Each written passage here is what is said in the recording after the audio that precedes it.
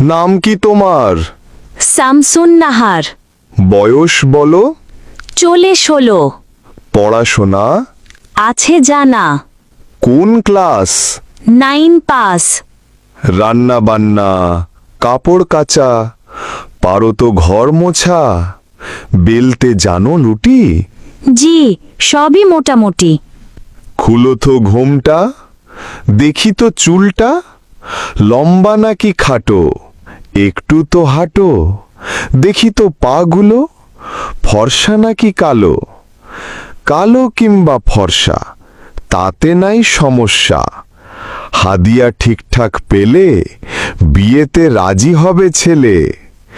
ছেলে আমাদের চাকরি করে রাজধানীর ঢাকা শহরে, অনেক বেশি মাইনা, যৌতুক আমরা চাই না।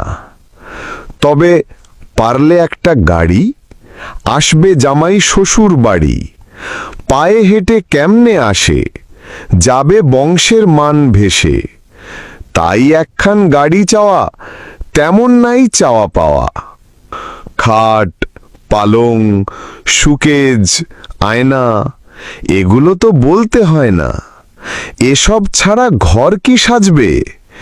বিয়ের পর তো তোমারই থাকবে।